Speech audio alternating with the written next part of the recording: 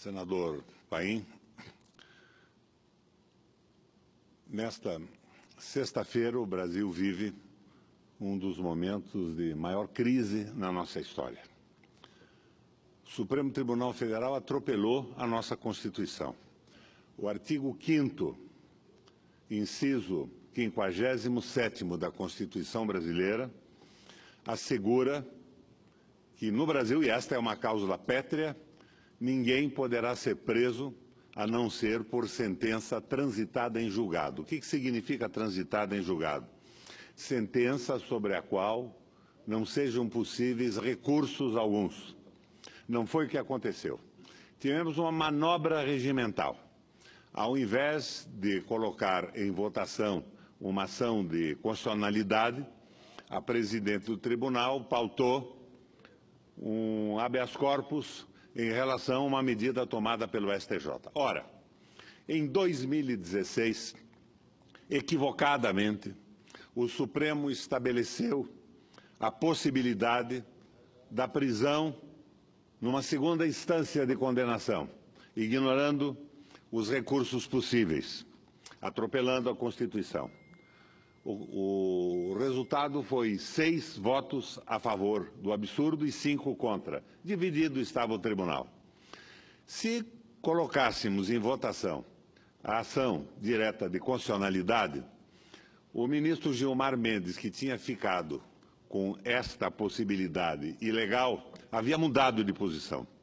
O ministro tinha visitado penitenciárias em todo o país e havia verificado que a tal prisão provisória, a prisão sem condenação, era um arbítrio extremamente violento e que atingia principalmente a população mais pobre.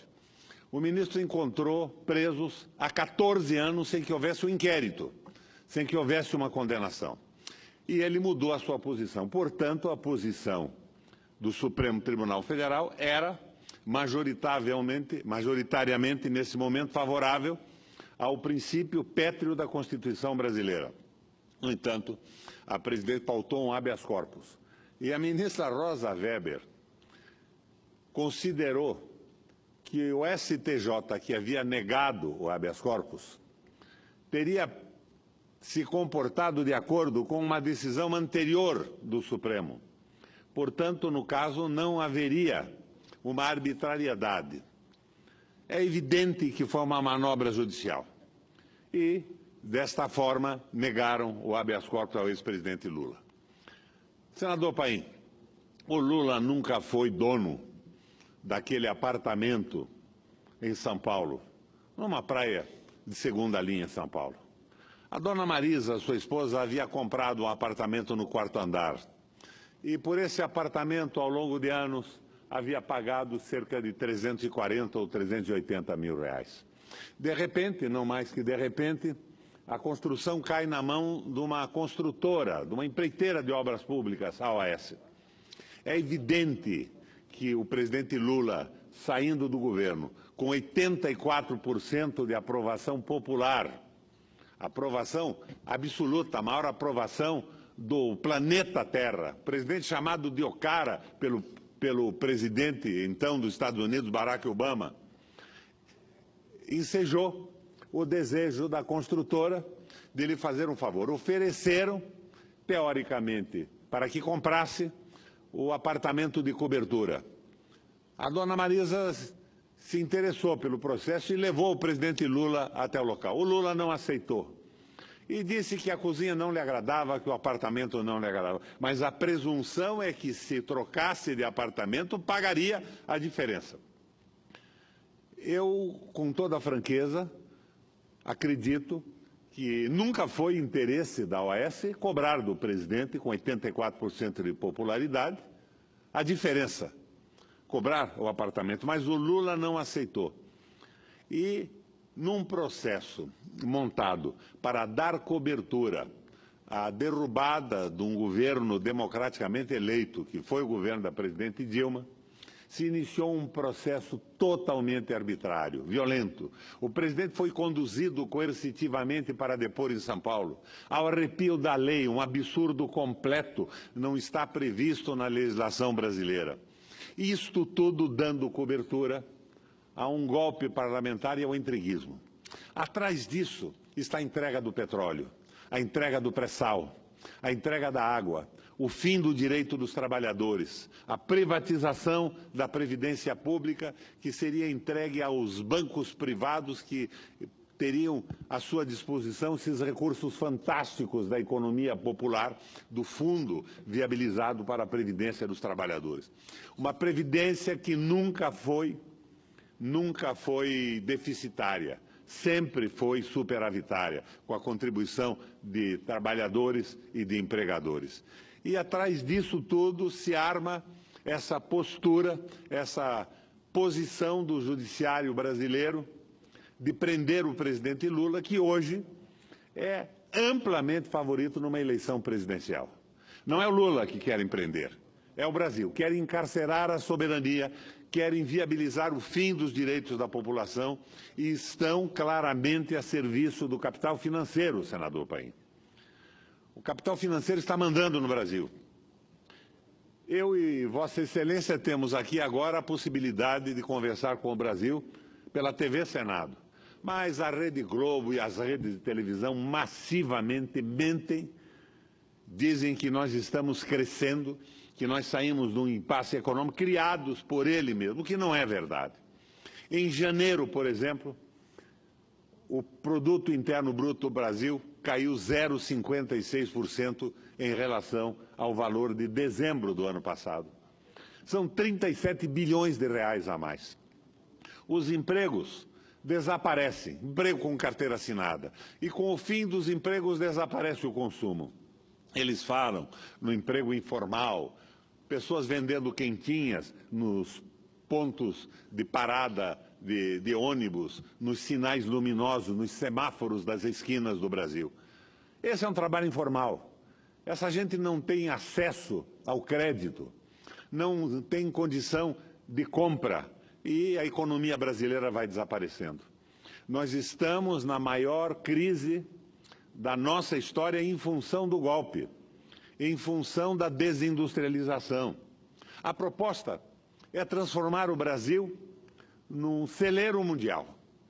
A agricultura com terras vendidas a capitais estrangeiros, perdendo o Brasil o controle do seu solo. Tecnologia alta, mecanização significa desemprego e a indústria vai desaparecendo. Com toda clareza eu vejo que o domínio é do capital financeiro.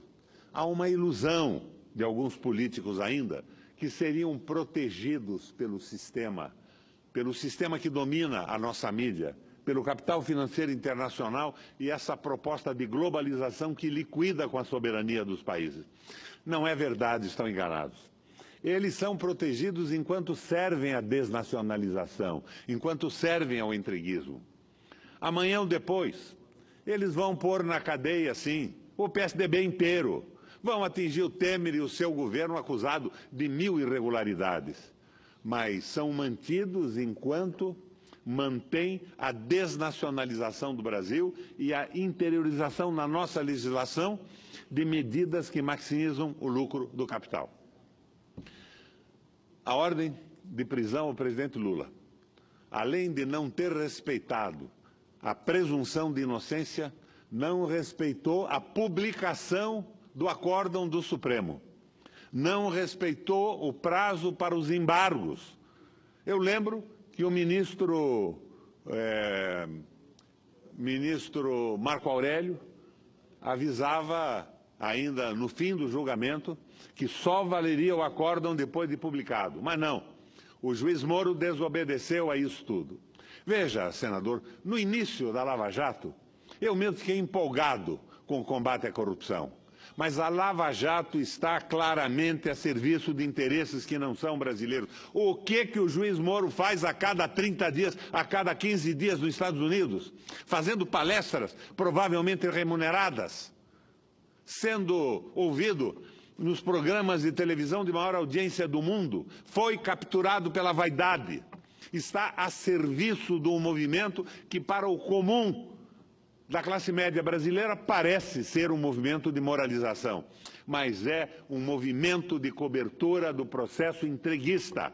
e a prisão do presidente Luiz Inácio da Silva não é a prisão do presidente.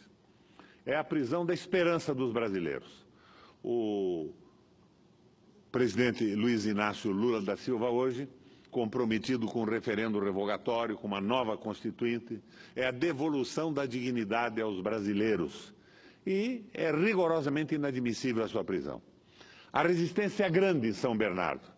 Eu mesmo, provavelmente, depois desse pronunciamento, pretendo, se conseguir um voo, me dirigir a São Bernardo para levar a minha solidariedade ao Brasil e ao presidente que não pode ser preso ao arrepio da lei. Mas o que nós estamos esperando é que um ministro do Supremo Tribunal, monocraticamente ou não, tome uma atitude e ponha um fim a esse processo. Porque não é o Lula que estará resistindo à prisão.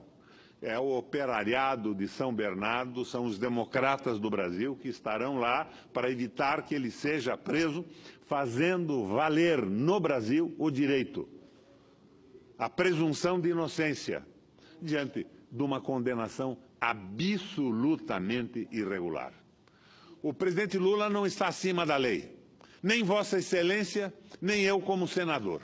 Indivíduo algum está acima da lei, mas não pode estar abaixo dela. E o que nós podemos esperar desse processo é uma espécie de ditadura corporativa. Daqui a pouco a justiça será feita pelo guarda da esquina, pelo delegado, pelo promotor. Essa história da hermenêutica livre, onde o texto legal não tem nenhuma relevância e o que o juiz interpreta a lei não conforme o seu texto, mas ao sabor da sua visão filosófica, ideológica e partidária. Que o juiz Moro admire os Estados Unidos é perfeitamente razoável, é uma bobagem, é um equívoco ideológico, mas que ele atropele a legislação brasileira para facilitar o processo do entreguismo é rigorosamente inaceitável. Eu espero do ministro do Supremo uma providência rápida, antes que se consume no país uma tragédia. Presidente, ocuparei a presidência para dar a Vossa Excelência a oportunidade do seu protesto. Obrigado. Não se pode encarcerar Luiz Inácio Lula da Silva, porque a esperança de um país não pode ser encarcerada. Muito obrigado, senador Requião. Meus cumprimentos pelo seu pronunciamento, que eu assino embaixo e faço questão de a tribuna para expressar também a minha análise sobre esse momento tão delicado e que a democracia atravessa, a nossa jovem democracia atravessa em nosso país.